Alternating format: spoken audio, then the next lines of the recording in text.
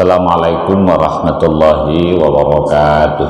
Waalaikumsalam.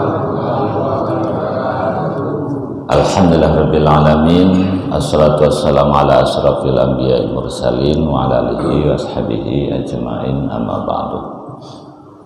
Bapak Ibu jamaah subuh yang saya hormati dan insyaallah dimuliakan Allah Subhanahu wa taala.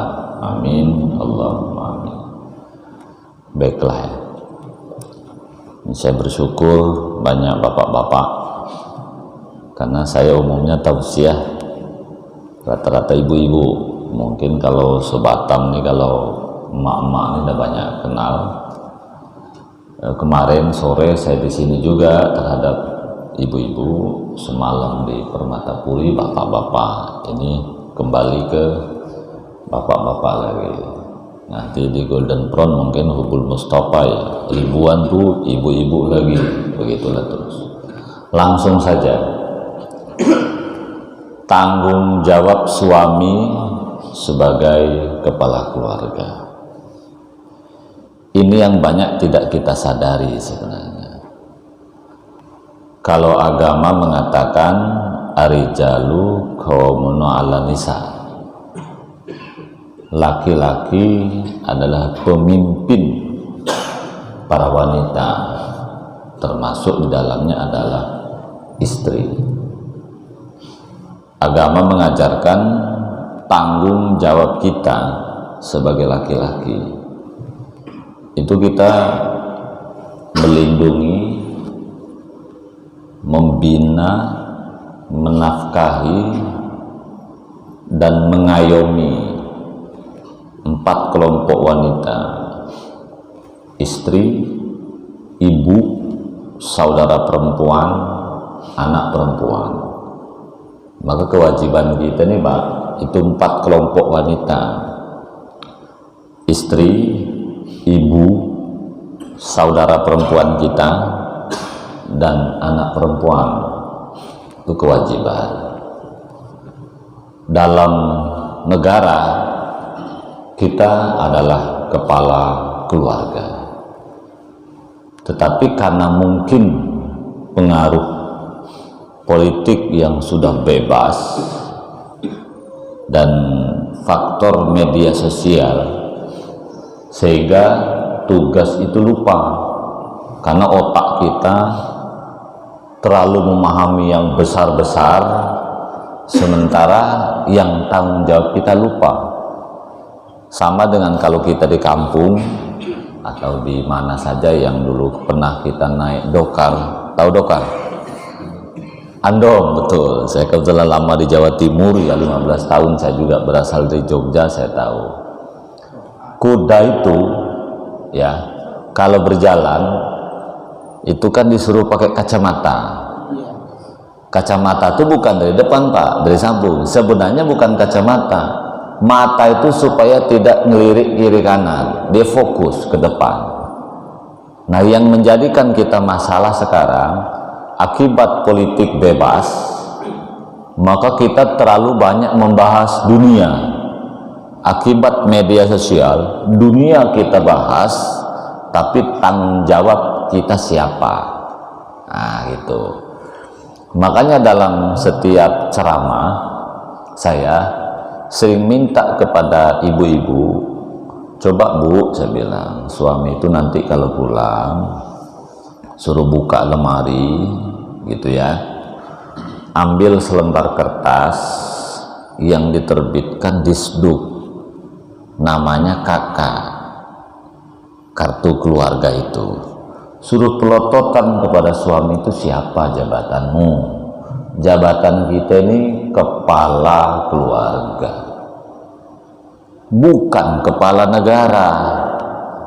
Kita hari ini banyak para laki-laki itu sibuk mikirkan negara. Kita ini kepala keluarga. Kepala keluarga itu apa? Kan tadi sudah saya jelaskan.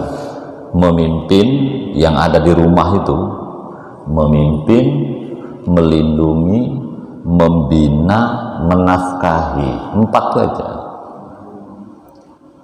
Memimpin jelas, mengatur jalannya keluarga. Kalau ibarat kapal tuh kita ini kapten, jalan apa tidak? Menafkahi itu kewajiban kita. Maka konkretnya listrik kewajiban kita, bayar. Air, makan, minum, sandang, pangan, semuanya. Kalau dikaitkan dengan agama, Pak, istri ini tugasnya hanya dua: melayani seks suami, nyusuin anak. Itu tok, dua macam itu, tak ada selain itu. Lalu yang nyapu suami, ngepel suami, masak suami, Pak, nyetrika suami. Tak ada kerja bini itu, cuma dua itu saja. Maka di Saudi itulah setiap orang berumah tangga harus ada pembantu untuk menggugurkan kewajiban suami tadi gitu. Tapi di Indonesia tentu beda. Makanya bapak salah satunya kewajibannya adalah menafkahi tadi semuanya. Jadi sebenarnya tugas kita hanya itu, enggak yang lain-lain. Sekarang nih kita mikirkan negara, botak otak kita ikut pula mikirkan hutang negara 5.000 triliun. Ngapain tuh kita pikirkan? Itu bukan kewajiban kita, itu urusan Jokowi. Ngapain kita pusing? Ikut-ikutan pula jadi menteri pendidikan. Sudahlah, kita tidak jauh-jauh tugasnya.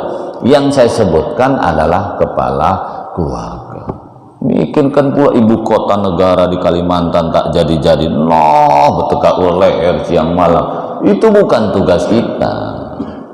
Akibat dari semua, ya ibarat saya bilang tadi, kuda tidak berkacamata tadi, terlalu membahas yang besar-besar.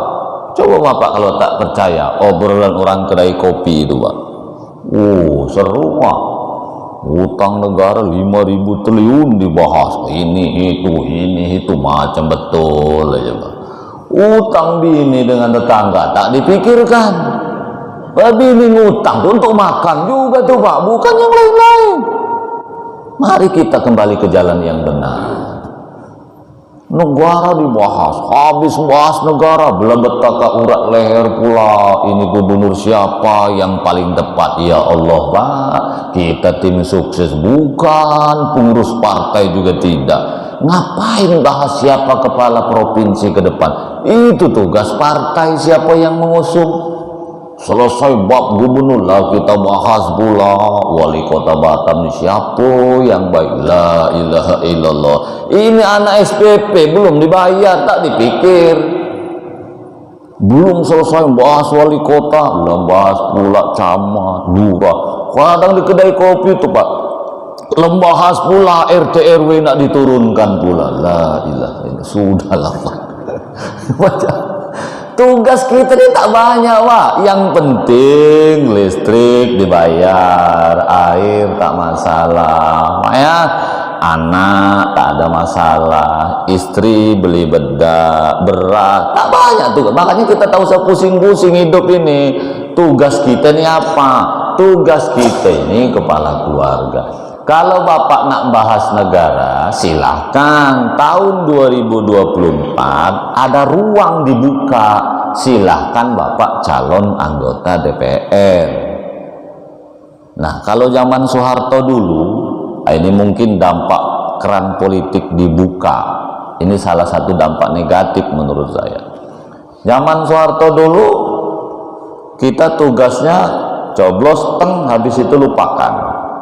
Nah, kalau bapak ibu nak ngurus negara, sekarang sudah mulai pendaftaran. Silahkan jadi caleg.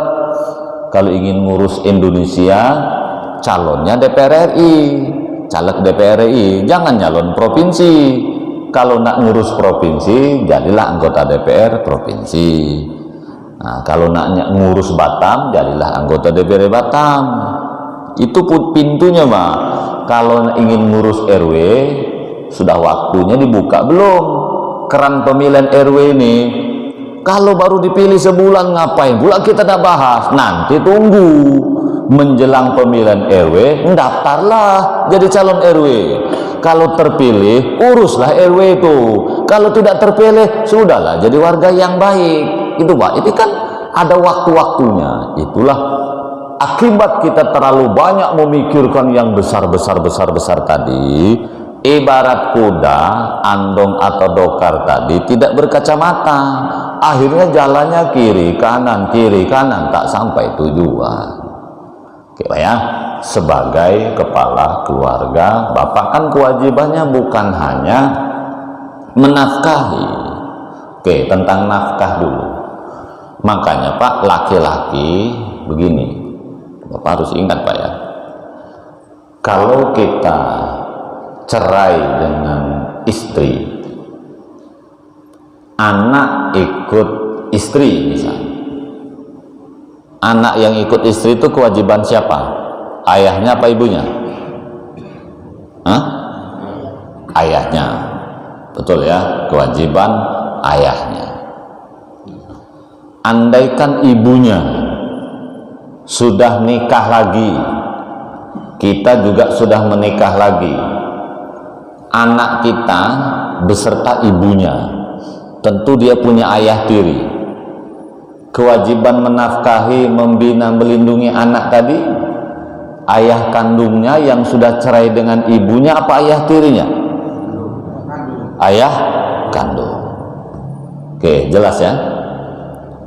Kalau ayah kandungnya sudah meninggal, siapa yang bertanggung jawab?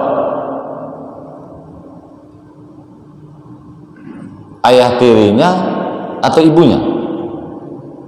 Yang bertanggung jawab saudara dari almarhum ayahnya. Nggak ada kaitan ayah tiri. Contoh, saya punya kakak, punya adik, meninggal. Istri saya punya anak bersama saya, nikah lagi. Ini nggak ada kewajiban ayah tiri. Yang wajib itu saudara saya, saudara almarhum. Makanya Bapak hati-hati kalau niat mempermainkan istri, habis nikah punya anak lari, habis nikah punya anak lari, kencing aja kerjanya itu. Anak tak diurus.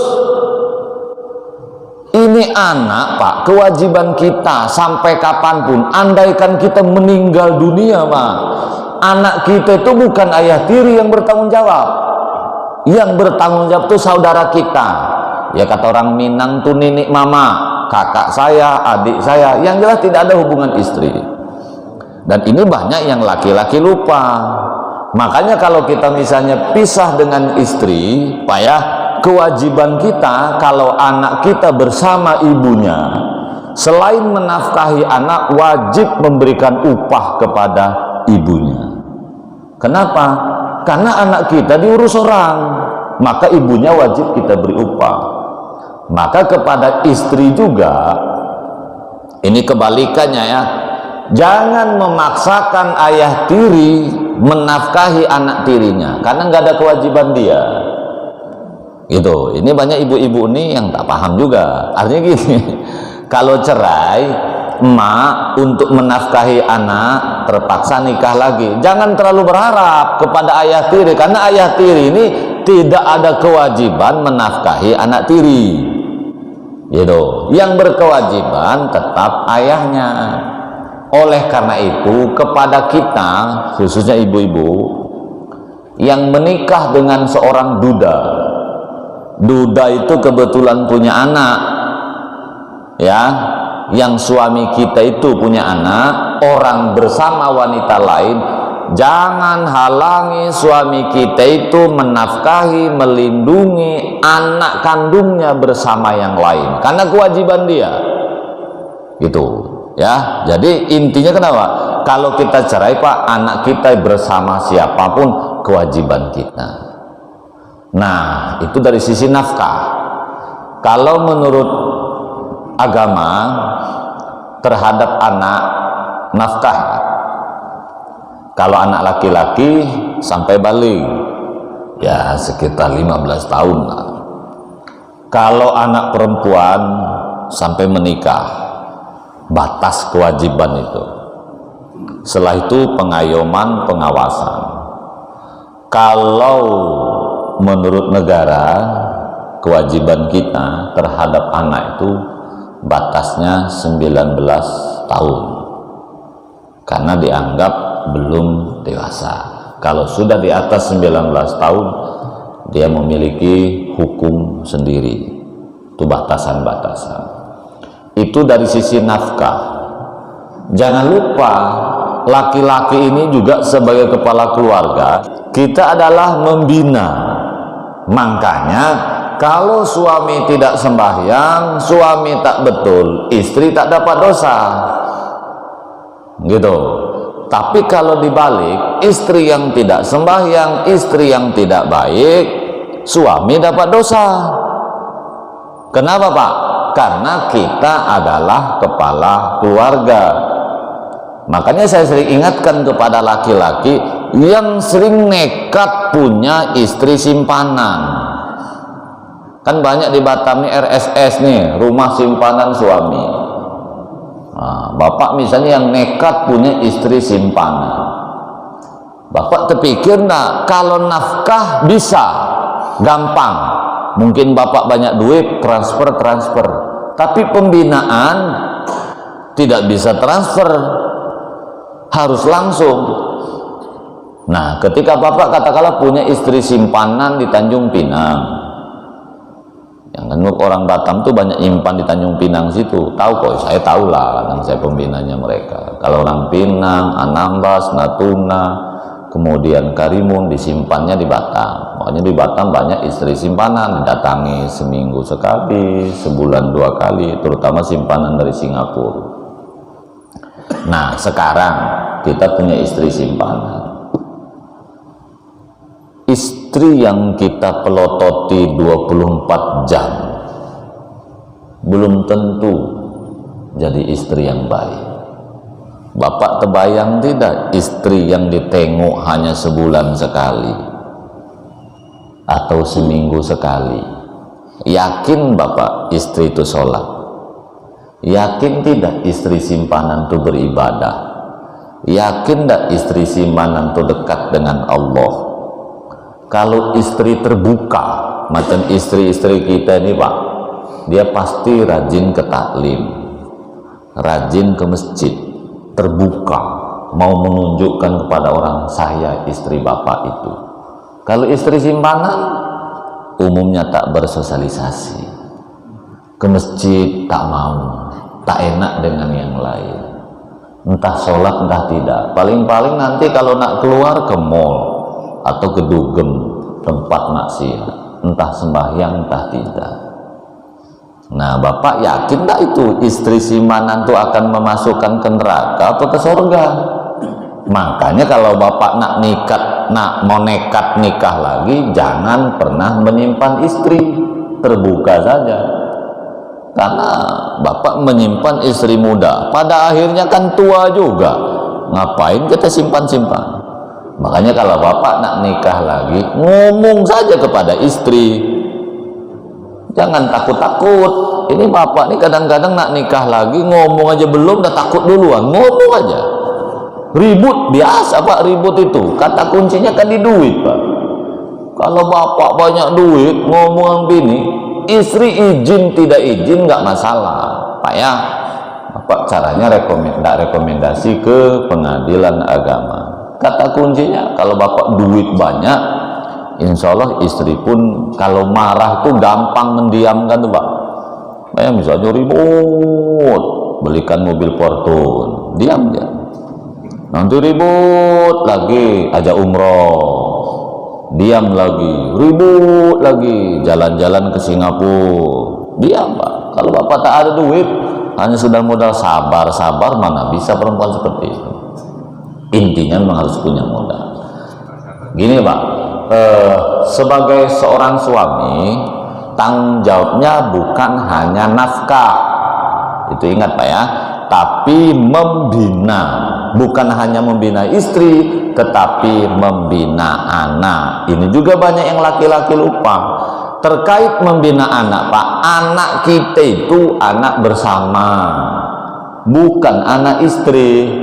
Itu kadang bapak-bapak ini tak peduli dengan anak, ngambil rapot istri, ya nemani belajar anak, istri, macam bukan anak kita aja, ini anak bersama Pak. Maka saya sering ingatkan kepada bapak-bapak, membina anak sekarang ini susahnya luar biasa.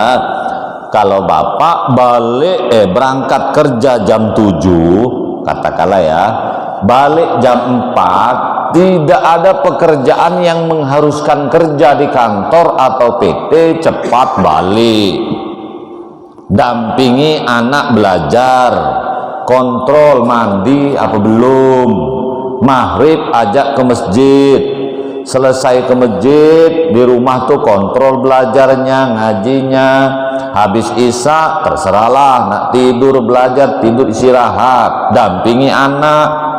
Kenapa begitu Pak? Pada akhirnya kita ini hanya anak yang akan mengurus kita di hari tua, yang akan menafkahi kita, yang memandikan kita, yang mengantarkan kita ke rumah sakit, yang menguburkan kita, mengkafani kita, tahlilan untuk kita sampai 7 hari, 40 hari, 100 hari, bahkan berulang-ulang.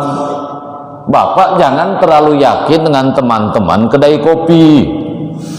Teman-teman kedai kopi itu Pak, kadang kita ninggal pun datang pun tidak dia. Apalagi teman organisasi. Maka Bapak boleh aktif berorganisasi, LSM ini, organisasi ini, partai ini, partai ini, partai ini.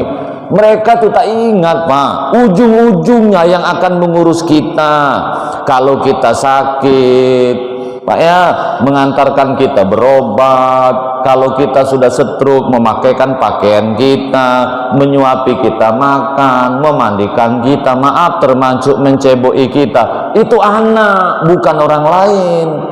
Kalau kita terlalu fokus ngurus di luar, nanti anak malas ngurus bapak dengan mamanya. Kenapa? Karena bapak lupa tanggung jawabnya. Seperti itu Pak, kita ini kan umur tak panjang lagi sebenarnya Pak ya. Dan itu sering saya sampaikan terkait media sosial Pak ya. Bapak ingat, itulah sekarang yang banyak menghantam anak kita. Kemarin sudah saya sampaikan dengan ibu-ibu di sini, Bapak, kalau Bapak sehari wajib memandikan anak 2 kali, berarti Bapak pun wajib mengontrol media sosial anak sehari 2 kali, pagi sore, pagi sore, pagi sore. Itu hanya bisa Bapak lakukan kalau Bapak fokus urus anak. Tentang media sosial Pak, kan tadi sudah saya katakan, istri baik buruknya tergantung kontrol suami. Betul apa tidak? Karena kewajiban kita Pak ya. Anak juga begitu. Karena kewajiban, maka implikasinya ke hukum. Kalau suami rusak gara-gara HP, istri tidak dapat dosa. Itu. Maka istri tak ada kewajiban mengontrol HP suami. Tapi kalau istri Bapak rusak gara-gara HP, suami dosa apa tidak? Dosa. Maka Bapak wajib kontrol HP istri. Hukum. Tapi kalau untuk keluarga sakinah harus bisa saling buka. HP suami pun harus bebas dibuka istri, HP istri juga harus bebas dibuka suami. Tapi sisi hukum agama, yang punya istri wajib bisa kita buka, yang HP suami tidak wajib dibuka istri. Ada hukum. Tapi keluarga sakinah tidak boleh seperti itu. Maka saya minta kontrol HP anak Bapak sebagai kepala keluarga.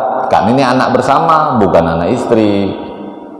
Kemarin di Batam kota ya, ada saya berikan penyuluhan, ada guru mengeluh ada beberapa anak kedapatan video porno. Misalnya, setelah saya sarankan kepala sekolah merazia semua HP, maka dari 157 anak ketika HP-nya diambil, maka 47 isinya chat mesum, PD mesum. Dari 157 kedapatan 47. Ini sekolah setingkat SMP yang sekolah berbasis agama. Tamat dari situ harus hafal Quran 3 juz. Juz 1, juz 30, yang 1 juz pilihan. Nah, Bapak bayangkan, sekolah berbasis agama. Pak ya, tingkat SMP. Jebol juga 47. Yang 17 perempuan. Nah, Bapak bayangkan, kalau yang bukan sekolah basis agama dan SMA, lebih dahsyat lagi, Pak. Makanya kalau Bapak sering dengarkan TV pernyataan KPAI, Komisi Perlindungan Anak, Pak RDK Sirait kalau nggak salah, beliau sering mengatakan anak kita sekarang ini dalam ancaman dunia maya maksudnya. Cuman orang tuanya tidak sadar. Anak-anak kita ini rawan, Pak, rawan hancur. Cuman anaknya kita orang tua tidak sadar. Maka saya berharap Bapak kontrol HP anak itu sehari 2 kali. Pagi sore, pagi sore, pagi sore. Seperti itu. Begitu juga Bapak harus kontrol HP istri. Wajib dikontrol, Pak. Karena dalam penggunaan media sosial, Pak, canggih lebih ini, Pak, daripada kita ini. Bapak belum tentu sehari update status. Coba bini kita, Pak, ya Allah, Pak, bisa 5 kali tuh, Pak. Ada acara, masuk suatu acara, belum masuk lah foto, 1. Nanti sudah acara, foto lagi, lagi, Pak. Padang goreng ikan asin sebiji pun lepoto lagi, lagi masuk Facebook. Itu sehari istri kita tuh, Pak, bisa update status bisa 5 kali. Bapak belum tentu. Kita laki-laki tuh, Pak, diajak foto malah banyak lari-lari lagi. Istri tidak, Pak. Oke. Saya belum pernah menemukan laki-laki fotonya itu dimacam-macamkan. Kita nih, Pak, kalau foto di WA, Facebook yang ditampilkan foto apa adanya. Kalau kita hitam tetap hitam, kalau kita kurus tetap kurus. Laki-laki jarang merekayasa foto. Coba istri kita, Pak, beda, Pak. Budak tuh umur 50 tahun, lah macam gadis pula 21 tahun. Kita jarang merekayasa foto kita, ini mana yang ada itulah dimasukkan. Coba istri kita, ya Allah, Pak, canggihnya luar biasa. Karena istri kita ini macam anak-anak juga. Sebenarnya itu kelakuan anak-anak ditiru pula oleh bini kita. Makanya banyak laki-laki tergila-gila dengan istri kita. Kenapa, Pak? Fotonya itu cantik. Pas sudah ketemu, ya Allah, Pak, potongannya pun tak jelas juga. Itulah yang menyebabkan istri kita rusak. Maka Bapak kontrol juga apa istri itu. Saya kan hari-hari menangani konflik rumah tangga, Pak. Kalau di Sungai Beduk, saya biasanya kalau di tempat terbuka di Sunbread GMP ini, yang selingkuh tuh sekarang, Pak, bukan hanya bapak-bapak, emak-emak pun setan juga. Maka Bapak kontrol juga. Ada aplikasi yang menghancurkan rumah tangga sekarang namanya Mecet, Tenggo, Tinder. Bapak kontrol itu. Ya, karena dalam hal penggunaan HP, Pak, canggihlah istri daripada Bapak. Saya masih melihat banyak laki-laki itu tak paham Android. Masih banyak kita-kita nih, Pak, yang HP jadul. Woi, mak-mak canggih semua, Pak.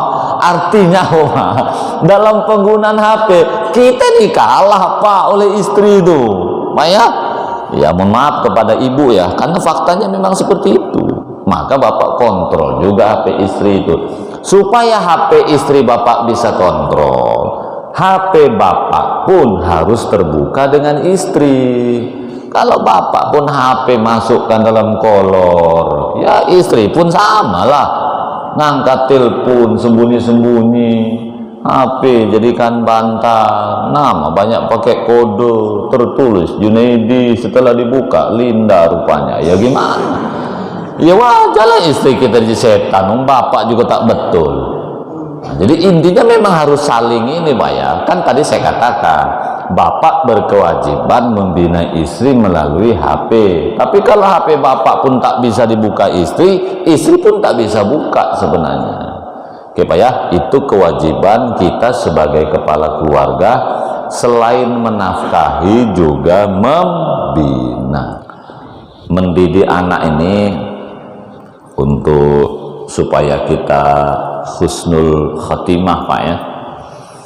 Didik anak itu secara silang. Kalau anak laki-laki itu dekatkan terus dengan ibunya, jangan sampai lepas sedikit pun. Begitu juga dengan ibu. Kalau anak perempuan, bapak sayangnya harus dilebihkan, harus sayang betul dengan anak perempuan. Mengapa harus seperti itu? Saya jelaskan singkat saja. Kepada ibu, terlalu banyak anak laki-laki itu setelah menikah melupakan ibunya. Padahal kita laki-laki ini kewajibannya kan 4 kelompok wanita tadi: ibu, istri, saudara perempuan, anak perempuan. Banyak kita-kita nih Pak, setelah nikah, kata wong Palembang tuh, KUB, kalah oleh bini. Ada orang Palembang sini? Ada. Sama dengan saya berarti ya. Saya orang Batu Raja Pak. Jadi banyak KUB, kalah oleh bini. Bapak nak ngirim duit dengan mama 500.000, dipelototi bini, lu tuh kencing-kencing. Lah, cuman kita ini. Ingat Pak, ibu kita tuh kewajiban kita sebagai ibu yang baik. Kalau perlu tunjukkan kepada anak laki-laki, bapaknya, artinya suami kita Bu ya, ngasih duit ke ibunya. Anak laki-laki harus tahu gitu. Ini sebenarnya ngajari ya. Contoh, kita punya anak laki-laki ya, suami ibu ngirim duit ke ibunya, anak laki-laki kasih tahu. Jika perlu yang ngirimkan anak laki-laki itu. Ini kan ngajari sebenarnya ya. Suami nyuruh ngirim duit ke ibunya, tapi anak laki-laki tahu. Tujuannya ketika anak laki-laki nanti menikah tidak lupa ibunya. Itu teorinya kan anaknya apa yang dilihat kan itu yang akan ditiru. Kalau ibu melarang suami berbuat baik dengan orang tuanya, anak melihat, nanti anak pun akan niru. Kita akan tersiksa nanti di hari tua. Karena Bu, rata-rata yang mati cepat itu bapak. Ya, ini umumnya ini. Ya, umumnya yang mati duluan kan kita laki-laki Pak. Kenapa laki-laki mati duluan? Mungkin makanan banyak mengandung bahan pengawet di luar. Kita banyak pikiran, ya, sudah dibentak orang di tengah jalan, dibentak atasan, sampai di rumah lah dibentak bini pula. Jadi tersiksa hidup kita ini, banyak pikiran. Ada duit dikit tak terpikir pula bini lagi, cuman takut dengan bini. Jadi ujungnya pikiran terus, mati cepat kita ini. Kan dua Pak penyebab cepat kematian menurut dokter ya. Makanan tidak dijaga, banyak pikiran, maka kita rata-rata cepat mati. Ibu pikirkan itu ketika sudah suami tidak ada. Yang akan menyelamatkan kita kan anak.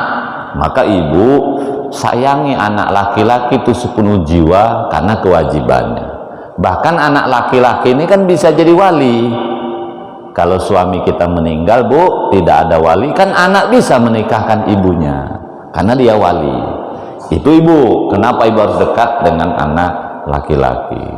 Oke, yang paling penting sekarang, kenapa bapak harus dekat dengan anak perempuan. Karena anak perempuan itu segannya dengan bapak, karena mungkin beda jenis kelamin itu.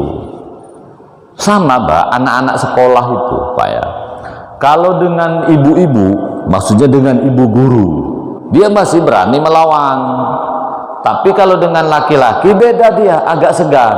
Maksud saya, di rumah ini Pak, pastikan anak perempuan kita memfigurkan ayahnya orang yang baik, orang yang hebat, dia pemimpin, dia pembina saya, dia pelindung saya.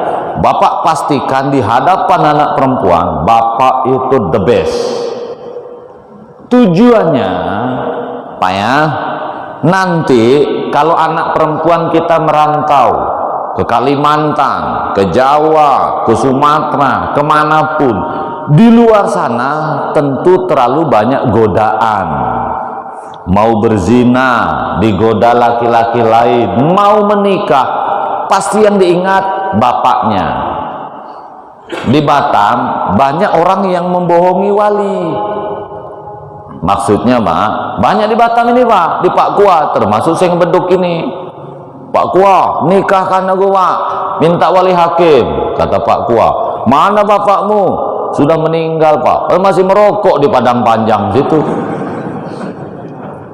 Ini Pak di Batam ini, karena ingat Pak, menurut undang-undang sah tidaknya pernikahan pada ayat yang satu sesuai agama, bukan buku nikah. Buku nikah itu pada ayat kedua Pak ya, setiap pernikahan harus dicatat. Jadi sah tidaknya nikah itu bukan buku nikah, itu menurut undang-undang Pak, tergantung agama.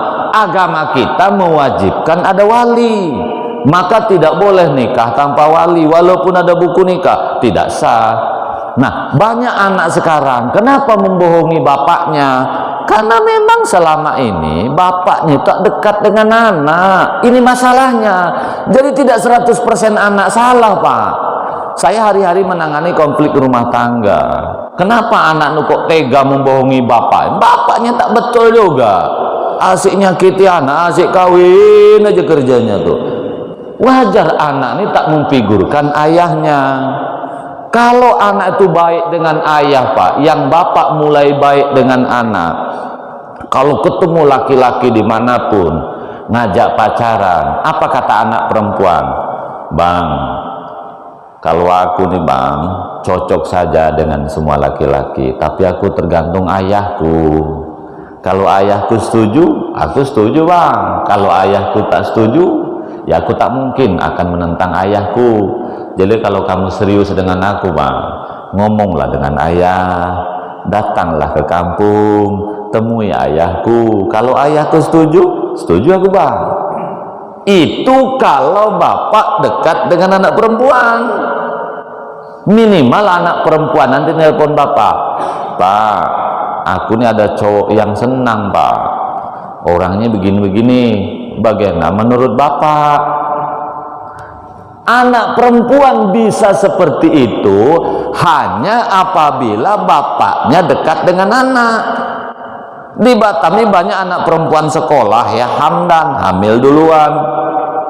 Batu Haji anak kelas 3 SMP hamil oleh anak kelas 1 SMP. Uniknya yang laki-lakinya itu maaf non muslim. Bingung kan? Nah saya tanya, kok bisa anak bapak seperti ini? Memang salah saya Pak, saya sering bentak dia Pak. Pokoknya kurang ajar apapun anak perempuan jangan dimarah. Gitu caranya Pak ya. Jadi ternyata Pak, anak perempuan ini figurnya tetap ayah, maka bapak anak perempuan tuh disayang. Jika perlu waktu belajar itu Pak, didampingi belajarnya. Jika perlu bapak sesekali ketika anak belajar pergi keluar sebentar, belikan martabak. Tak beli martabak satu, separuh jadilah sepotong. Beli separuh, nak makan martabak dulu sayang. Nah jika perlu sedang belajar kasih vitamin itu Pak. Tujuannya apa Pak? Mendekatkan ayah dengan anak perempuan. Kemarin sudah saya ajari kepada ibu, pastikan anak perempuan itu dekat dengan ayah, sayang dengan ayah, baik dengan ayah. Caranya bagaimana? Ya gampang. Kalau ibu buat air minum, kasih anak perempuan dulu, nak kasih papamu sayang, dibelokkan dulu ke anak perempuan supaya kita dekat anak perempuan. Bapak nak mandi butuh anduk, kata ibunya, nak kasih papamu, bapak sedang sakit mungkin diurut, bapak sedang di rumah, istri melarang anak perempuan bising, seperti itu. Jika perlu bapak ngambil rapot anak perempuan di sekolah, gitu pak. Ini rapot bini yang bapak jadikan kuli, bapak tak pernah ngambil, sesekali ambil. Begini bang, pak, bapak dengar suara saya pak ya? Kita ini pak bakal tua. Bapak terbayang tak kalau usia 41 tahun bapak stroke mati sebelah tapi tak mati-mati. Untuk melanjutkan kehidupan, untuk bayar air, bayar listrik, melanjutkan kredit rumah, Pak ya, anak-anak ini masih banyak yang harus sekolah, istri kita harus nikah lagi. Dia masih muda, usianya katakanlah 38 tahun, bapak 41 tahun tak bisa ngapa-ngapain, berjalan pun nggak bisa atau susah, tapi tak mati-mati nih. Istri harus nikah lagi, nafsu masih ada, bapak menafsu macam mana bertahan hidup pun susah. Nafsu istri masih ada, masih muda, kehidupan tidak boleh berhenti gara-gara suami stroke. Istri kita nikah lagi, kan bapak harus cerai dulu. Coba saya tanya, boleh nggak istri kita yang sudah menikah tuh mengurus kita? Nggak boleh, karena tak boleh satu istri dua suami. Hanya anak perempuan pak yang akan urus kita ini, yang menceboki kita, yang memakaikan baju kita. Itu bayangkan itu di masa-masa itu, yang memakaikan baju kita, menceboki kita, menuntun kita, nyuapi makan. Anak perempuan pak, anak laki-laki nih bapak sakit pun ngasih cerita politik di kedai kopi. Sudahlah, jangan terlalu percaya kali dengan anak laki-laki itu. Paling-paling nanti nyuruh menantu pun tak boleh terlalu dekat dengan mertua. Kalau anak perempuan boleh pak, boleh megang burungi bapaknya. Kan kalau sudah stroke macam mana pak? Kalau berak pun tak bisa lagi. Anak perempuan, bapak pikirkan masa-masa itu. Bapak iya kalau masih sehat, semua wanita nak diterkam semua. Bapak pikirkan, betul tak bapak bakal sehat seumur hidup? Belum tentu. Atau pak ya, bapak kebetulan punya bini mati dulu. Kan tadi saya ulangi, kalau bapak punya bini mati dulu itu repot lagi. Kalau bapak mati cepat enggak masalah.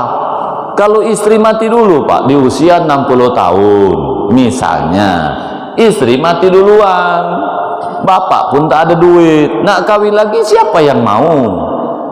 Kalau bapak orang kaya raya pak, 70 tahun pun banyak wanita mau pak. Kalau bapak usia 60 tahun, utang pun numpuk, bini sudah mati, kan yang ngurus kita itu anak perempuan, betul apa tidak? Hanya itu pak harapan kita. Anak laki-laki ini susah pak. Makanya ibu-ibu, bapak-bapak sering saya tanya, kalau kita sudah tua lebih baik ikut anak perempuan apa anak laki-laki?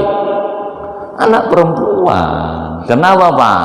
Kalau kita ikut anak laki-laki, yang bersama kita itu menantu di rumah. Menantu nih asik nyindir aja kerjanya.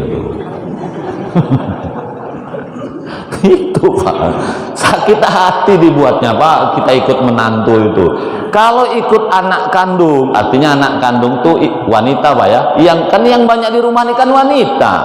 Menantu kita laki-laki, kita tenang pak.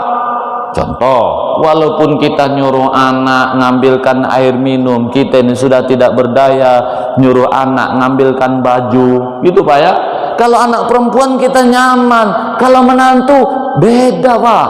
Maka bapak jangan pernah sakiti anak perempuan.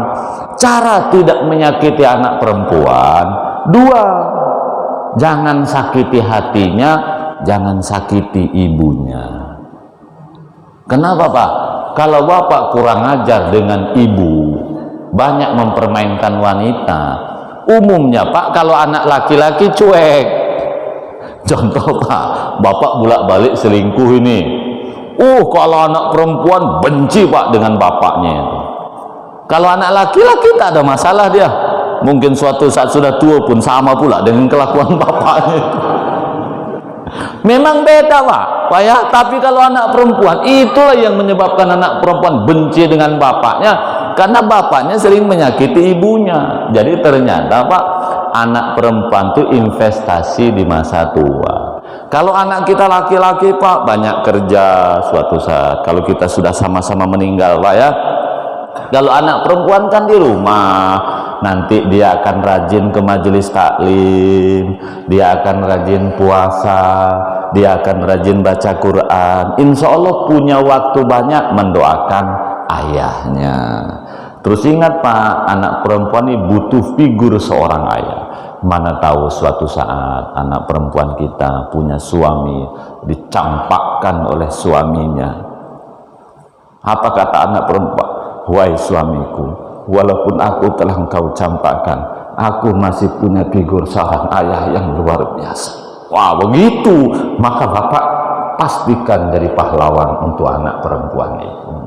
Insya Allah Pak, kalau bapak sudah sayang anak, baik dengan istri, tanggung jawab Pak ya, sudah terpenuhi. Anak perempuan tak butuh seorang suami pintar ngomong politik, duit 8 triliun kita bahas, tak ada guna itu bagi anak. Yang dibutuhkan anak, yang dibutuhkan istri pada akhirnya adalah tuntas sebagai kepala keluarga. Saya kira itu, mohon maaf kurang lebihnya, mohon maaf. Assalamualaikum warahmatullahi wabarakatuh.